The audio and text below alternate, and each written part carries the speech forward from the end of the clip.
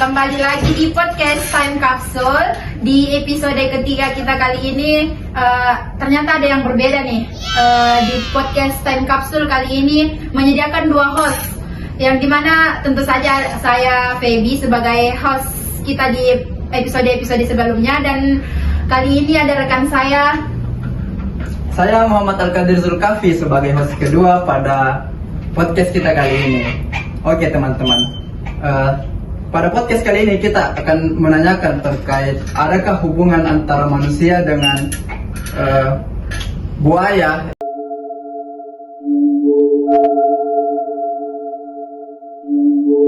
yang menjadi topik hangat beberapa bulan yang lalu. Nantikan podcast kita pada waktu-waktu berikutnya, dan saya akan yakinkan kepada para penonton bahwa podcast kali ini sangat menarik. Karena kenapa? Kita selalu menayangkan podcast-podcast yang menarik karena selalu berhubungan dengan masa lalu yang membuat kalian berpikir apakah benar seperti ini. Nah, betul kata Kadri. Jadi di podcast episode ketiga kali ini kita akan membahas bagaimana hubungan buaya dengan masyarakat di Kota Makassar yang meyakini bahwa adanya ikatan batin atau ikatan spiritual dengan seseorang. Dan di episode ketiga kali ini kita akan menghadirkan seorang narasumber keren tentunya, seorang dosen dari Departemen Ilmu Sejarah Universitas Hasanuddin. Langsung saja kita sambut Pak Amrullah Amir. Tepuk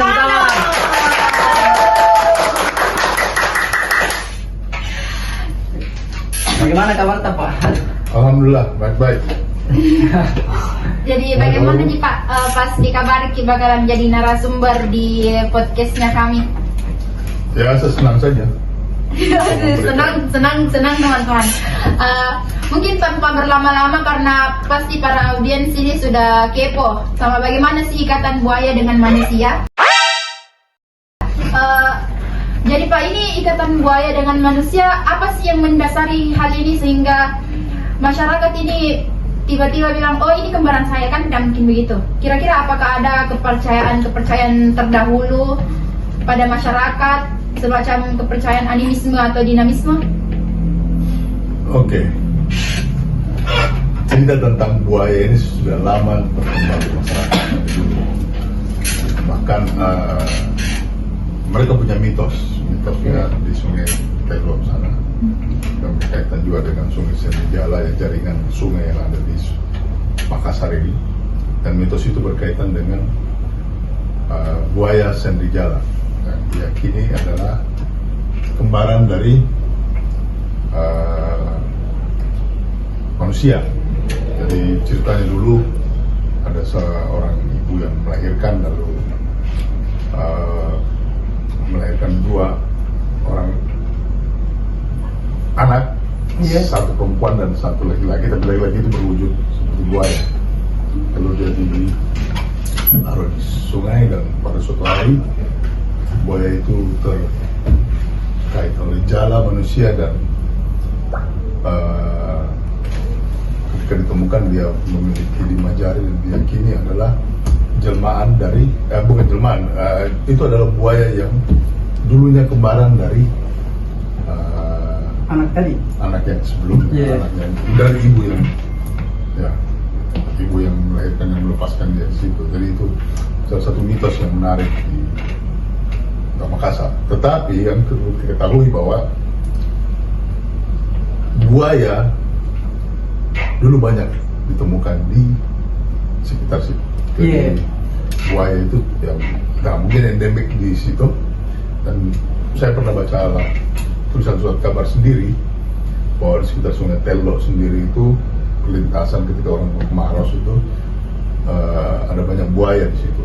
Bahkan sampai masih sering kita dapatkan cerita sampai tahun 80-90 ada buaya yang mangkal di sekitar pinggiran situ.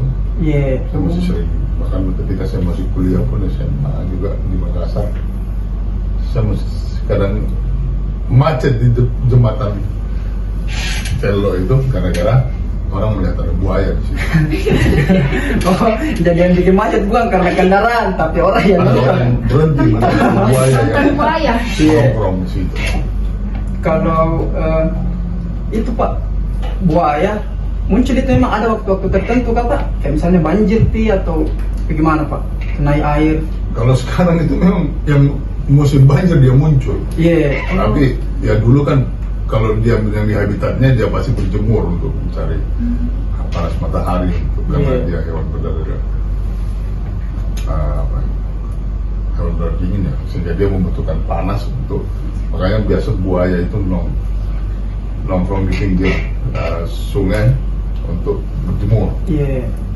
Tapi kalau di musim-musim tertentu,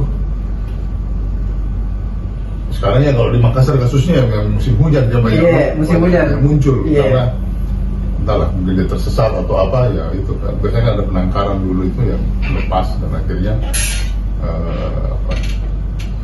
dia masuk ke pemukiman penduduk. Iya. Gitu. Biasa itu Pak ada juga orang yang kayak mengatakan bahwa buaya itu adalah reinkarnasi Pak, atau bisa jadi bilang kembaran dari leluhur. Apakah itu memang berdasar atau bagaimana Pak, istilah orang ngomong saja? Ya ada keyakinan di masyarakat seperti itu. Iya. Bahwa ada neneknya buaya. Ada kepercayaan di masyarakat, ada banyak kepercayaan. Ada juga orang yang jauh mungkin ada neneknya harimau apa semua. Tapi kan di Sulawesi Selatan kita tidak memiliki hewan predator yang di atasnya buaya. Tidak ada singa harimau di sini. Iya. Hewan predator yang paling tinggi itu adalah yang masih ada Iya. itu adalah buaya. Jadi wajar kalau kita menganggap suatu kekuatan orang meminjam spirit dari buaya itu karena tubuhnya kekar dan apa semua dan keganasannya itu mewakili inkarnasi dari kekuatan. Iya. Jadi misalnya kalau ada hewan yang lebih bisa dibilang lebih sangar daripada buaya, mungkin bisa jadi. Itu yang Iya. Bisa jadi karena coba lihat di Sulawesi Selatan ada singa tidak ada tuh, Iya. harimau tidak ada. Binatang yang paling ini yang paling karena selain ular juga jarang dilihat, Iya. tapi buaya yang paling sering nongkrong di sungai itu. Iya, makanya jadi itu di. Iya.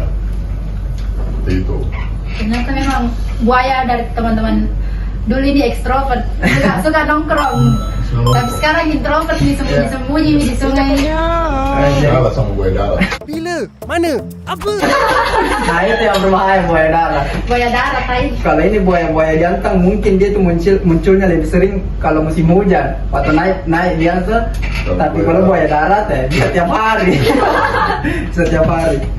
Jangan-jangan host kita juga ini buaya darat, aduh. Tidak penonton. Kalau kasus-kasus seperti yang di Antang ini, apakah sebelumnya selain yang Sungai Telo atau pada dulu-dulu dah, pada zaman-zaman dulu, apakah ada kasus yang sama? Misal di kerajaan-kerajaan di Sulawesi Selatan? Iya, Saya jarang mendengar hal itu. Dan tidak hanya mitos sungai sendiri jalan dan apa semuanya. Sorry. Cuma apa ya? Saya nggak melihat sekarang untuk kasus Santa. Iya. Bagaimana dia mengklaim bahwa dia keturunan dari situ, itu juga menarik. Bagaimana masyarakat meminjam sesuatu di luar dirinya. Mungkin jadi ada masalah memang di masyarakat kita, bahwa Iya. di masyarakat yang tidak punya belum rasionalitas nggak jalan, akhirnya meminjam kekuatan buaya untuk menjadi bagian dari diri mereka. Pikir ada masalah di situ. Iya. Ketika menjadikan buaya bagian dari keluarga mereka, para buaya itu hewan liar yang tidak ada kesamaan genetika dengan Iya. manusia. Jadi itulah gunanya ilmu semua. Iya. Iya. Kalau misalnya juga berhubungan dengan genetika, mungkin simpanse lebih mirip toh Pak dari ke manusia karena 90. Oh iya Pak dia. Bah, Oh. Karena ada kenapa harus buaya? Ada simpanse yang 98% genetiknya tuh mirip sekali dengan manusia. babi malah, babi itu punya cuma satu kandungan perut, yang kan sapi itu 4. Iya. Jadi kalau ada yang orang yang bilang kita babi, Jadi bisa dibilang Pak ini kayak teorinya itu tidak berdasar Pak Di, karena tidak bisa dibuktikan secara Ya, ilmiah. Di. secara kromosom dan secara biologis untuk manusia dan buaya itu jauh sekali bedanya. Iya. Sama. berarti memang Genetikanya. hanya kepercayaan-kepercayaan Di masyarakat kita di Makassar Pak Di yang kental Di. turun-temurun yang ternyata di era semaju ini, semodern ini ternyata masih ada orang yang percaya sama hal-hal Mitos. seperti itulah. Iya. Iya, sampai hari ini. Sampai hari ini masih harusnya itu berita lokal bukan ya seperti itu. Jangankan buaya, sekarang pun gelar itu mitos. Wah, menarik. Kalau ini Pak, kalau kita tarik ke kitab Lagalingo, meskipun saya tidak pernah lihat secara langsung di kitab Lagalingo apa, ataukah memang ada dibahas di dalam kitab itu Tidak. Pak? Tidak ada. Nah, Oh, percaya saja. berarti ini nggak tahu dari mana nih pemikiran-pemikiran seperti ini. Itu tumbuh dengan bagaimana perkembangan masyarakat, situasi masyarakat. Jadi masyarakat yang hidup di dekat dengan buaya, terutama yang pesisir, mereka punya ikatan di situ sebenarnya. Tapi bukan ikatan saudara, ikatan emosional bahwa Iya. nenek moyang kami itu dulu hidup berdampingan dengan buaya dan situ Iya. ada pengetahuan dan situ. Tapi saya pikir orang dulu lebih rasional melihat itu. Sekarang lebih tidak rasional karena kalau orang dulu meminjam konsep-konsep dasar, misalnya kembaran apa semua itu maknanya adalah jangan ganggu buaya karena buaya itu bagian dari keluarga kita karena dia punya fungsi-fungsi yang spesifik. Iya. Buaya itu adalah hewan yang memangsa bangkai atau kotoran yang ada di sungai. Jadi dia termasuk binatang yang membersihkan sungai. Jadi ketika ada bangkai yang jatuh apa semua, mereka lah memangsanya, bukan Yeah. memangsanya. Sehingga sebenarnya fungsinya mereka itu adalah sebagai pembersih lingkungan. Iya. Seperti itu. Oh, berarti mereka memandang secara fungsional Pak Di. Fungsional. Iya, fungsional. Tapi sekarang orang meminjamnya secara Iya. spiritual. Jadi ini kemunduran atau kemajuan ini Pak? Kemunduran. Harusnya itu jadi kemunduran. Lucu di zaman sekarang masih Iya. ada orang percaya bahwa itu adalah saudara di situ. Iya. Padahal coba boleh, nggak usah jauh-jauh ChatGPT saja lihat apakah manusia dengan buaya itu punya hubungan genetika yang sama, pasti tidak. Iya, betul. Kayak FTV, Iya. ternyata buaya adalah kembaran. Wow. Bisa diangkat ini ke sinetron di SCTV. Kalau soal Pak, pernah Kak dengar soal konsep Patan Najene dan Puan Nawai? Apa itu memang aturan tertulis Ya sama seperti tadi, buaya? bahwa iya menghormati ya kayak Patan Najene, Patan apa lagi namanya? Puan Nawai. Ya itu juga sepatan apa rasanya atau semua itu kan bentuk penghormatan kita kepada lingkungan begitu. Dimana fungsi-fungsi lingkungan ekosistem itu harusnya berjalan dengan baik itu semua. Cuman itulah sekarang manusia merasa lebih pintar, buang sampah sembarang, tebang pohon sembarang, lihat lihat sarang burung kecil ditembak gitu saja. Padahal emang gak usah makan itu burung kecil itu. Iya. Hanya karena iseng saja, padahal itu membantu ekosistem. Iya. Itu bisa membantu misalnya meredam nyamuk yang banyak dan apa Iya. semua.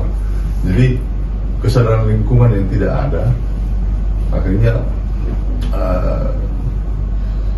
itu jadi masyarakat modern. Kan terbukti kan masyarakat dahulu itu lebih arif memandang dibanding masyarakat sekarang kan mereka melihat kesinambungan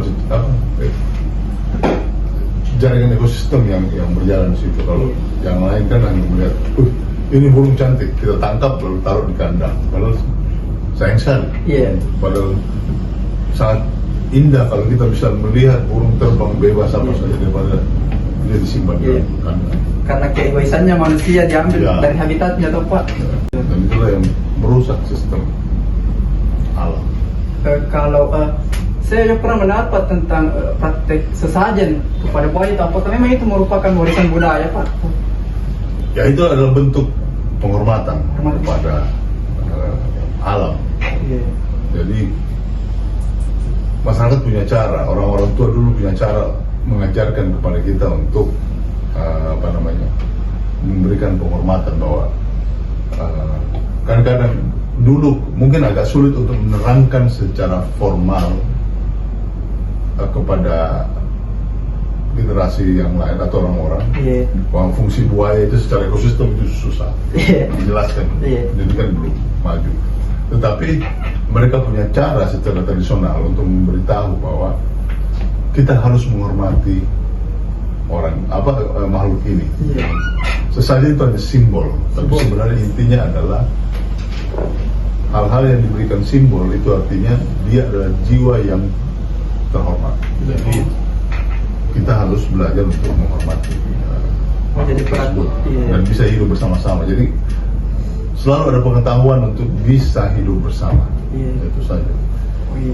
Jadi kayak praktik sesajen ini simbolik saja untuk menghargai Simbolik. padi, Menghargai. iya, bukan sebagai ajang musyrik. Bukan. Kalau soal kasus yang diantang itu, Bapak kira-kira tahu nggak ada nggak respon dari orang-orang agama yang ada di Sulawesi Selatan seperti MUI terkait kasus buaya antang ini? Saya tahu, saya nggak ikutin terakhir dari pendapat ulama, cuman kan viralnya dia dia diledek semua, Iya. bully apa semua. Tapi kan harusnya orang harus diberi pengetahuan tentang itu. Sungguh saya juga menangis lalu seolah-olah tahu soal buaya dan digigit. Iya. Itu kan sudah tahu itu hewan ganas, hewan liar. Dia punya potensi untuk menyerang. Iya. Harusnya orang punya atau pemerintah sendiri harus melarang pada Iya. dalam mendekati hewan tersebut, terus saya dibiarkan kan. Iya. Jadi, Mungkin perlu edukasi Pak dia, bisa iya, salah. itu masalah juga. Kita tidak punya edukasi terhadap hal seperti itu. Iya. Iya, perlunya edukasi supaya tidak terjadi hal-hal seperti yang digigit tangannya toh Pak. Iya. Bahaya juga kalau begitu ya. Aku kalau patah nih tangan. Jadi memang kalau dari pembahasan tadi seseorang itu punya di zaman sekarang itu mengaku punya ikatan itu pasti ada dasarnya, misal kepercayaan orang dahulu atau memang bukan sekedar mitos lah. Mungkin itu bentuk penghormatannya, tapi untuk di zaman sekarang bisa dibilang karena kurangnya juga edukasi, kurang pengetahuan yang diberikan Ya. ke masyarakat tentang hal-hal seperti ini. Kalau menurut Bapak ada pesan-pesan enggak yang bisa dikasih ke para audiens kita terkait hal ini? Iya. Sejak Nabi Muhammad, ayat pertama yang turun adalah Iqra. Baca lah. Baca. Kebetulan kameramen kami ya namanya Iqra. Segera. Iqra itu tidak hanya berkaitan dengan membaca buku, tetapi membaca semua fenomena, membaca berbagai hal di dalam masyarakat. Iya. Dan itu sudah beberapa abad yang silam. Sayang sekali sampai hari ini rasionalitas itu tidak jalan. Tidak semua orang menggunakan hal tersebut. Sekarang pertanyaan adalah, apakah pendidikan kita yang bermasalah atau masyarakat kita yang bermasalah? Wah. Oh, mungkin itu menarik untuk dibahas di podcast selanjutnya. Apakah pendidikan kita yang bermasalah atau masyarakatnya? Tak terasa waktu sudah berjalan Pak. Terima kasih karena sudah datang ke podcast kami dan menjadi narasumber. Itu saja yang dapat kami sampaikan pada podcast kali ini. Nantikan podcast-podcast kami selanjutnya di Podcast Kapsul. Saya Muhammad Kadir Zulkafi. Saya Dwi Febrianti Rusdi, mohon pamit undur diri. Sampai jumpa di episode selanjutnya. Bye.